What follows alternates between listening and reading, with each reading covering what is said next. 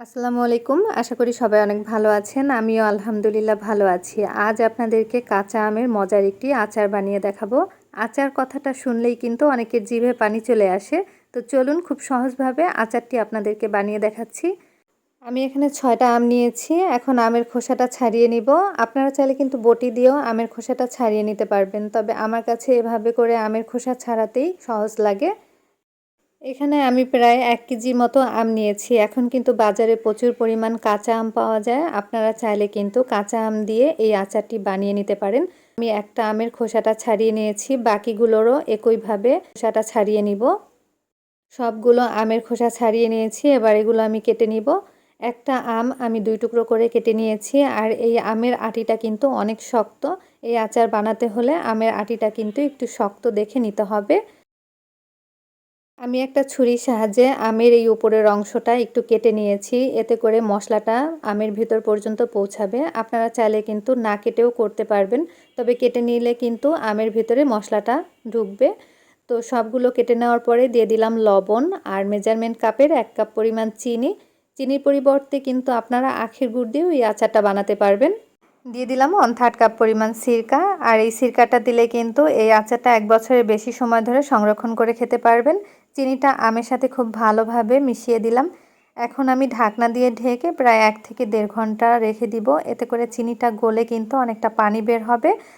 আমি একটা ঢাকনা দিয়ে ঢেকে রাখছি। আর এরই মধ্যে আমি একটা মশলা তৈরি করে নিব আচারের জন্য। একটা প্যানের মধ্যে 2টা শুকনা মরিচ দিয়ে দিলাম। শুকনা মরিচটা হালকাভাবে ভেজে নিব।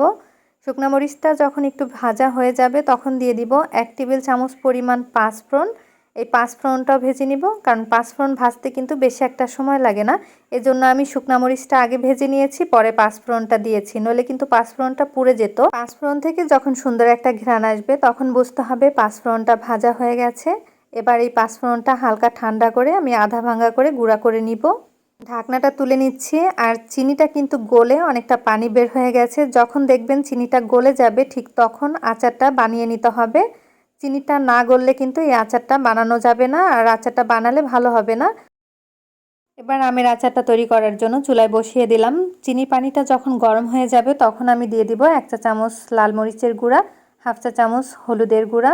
লাল মরিচের গুঁড়া আর হলুদের গুঁড়া দেওয়ার কারণটা হচ্ছে আচারে খুব সুন্দর একটা কালার হবে। এখন আমি চিনির পানির সাথে এটা মিশিয়ে দিচ্ছি। আর হালকা আঁচে এই আচারটা বানিয়ে নিব। হাই আঁচে বানাতে যাবেন না, তাহলে কিন্তু নিচ থেকে পানি শুকিয়ে নিচে পোড়া লেগে যেতে পারে। তো আমি একটু হালকাভাবে উল্টে দিচ্ছি। আমটা কিন্তু অনেক নরম, সেজন্য হালকাভাবে উল্টে দিতে হবে।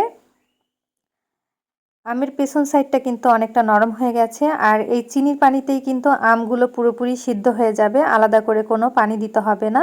আর আচারে কিন্তু পানি দিলে সেই আচারটা বেশি দিন সংরক্ষণ করে রাখা যায় না।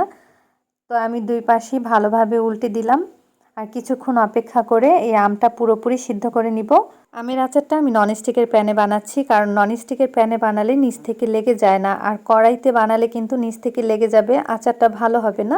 তবে বানানো যাবে, আমগুলো একটু ভেঙে যেতে পারে। আমি এখানে 1 কেজি পরিমাণ আম দিয়ে বানাচ্ছি। আপনারা চাইলে কিন্তু আমের পরিমাণটা আর একটু বাড়িয়ে বানাতে পারেন, আর চিনির পরিমাণটাও কিন্তু আর একটু বাড়িয়ে দিতে পারেন। তবে আমি চাচ্ছি এই আমের আচারটা একটু টক, একটু মিষ্টি, একটু ঝাল হবে। এখন আমের আচারের জন্য যে মশলাটা আমি আগে থেকে তৈরি করে রেখেছিলাম, সেই মশলাটা ঠিক এই সময়টাতে দিয়ে দিতে হবে। পাঁচফোড়নটা কিন্তু আমি একটু আধা ভাঙা করে গুঁড়া করে নিয়েছি, আর দিয়ে দিলাম ভেজে রাখা শুকনা মরিচ। আর ঝালটা কিন্তু আপনারা আপনাদের টেস্ট অনুযায়ী দিয়ে নেবেন। হাতলটা ধরে আমি একটু ঝাঁকিয়ে ঘুরিয়ে নিচ্ছি, আর চামচের সাহায্যে একটু উল্টে পাল্টে দিচ্ছি। চিনির পানিটা কিন্তু একদম পুরোপুরি শুকিয়ে ফেলা যাবে না, তাহলে কিন্তু পুড়ে যাবে, আর পুড়ে গেলে কিন্তু ক্যারামেল হয়ে যাবে, খেতে একদমই ভালো লাগবে না। পাঁচফোড়ন আর শুকনা মরিচের গুঁড়াটা দেওয়ার পরে 2 মিনিটের মতো জাল দিয়ে নিব। এরপরে আমি চুলাটা বন্ধ করে দিলাম। আপনাদেরকে দেখিয়ে দিব আচারটা কেমন হয়েছে।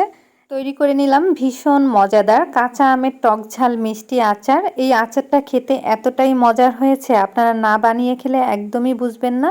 তো আশা করছি ভিডিওটি ভালো লেগেছে। ভালো লাগলে অবশ্যই লাইক, কমেন্ট আর শেয়ার করতে ভুলবেন না।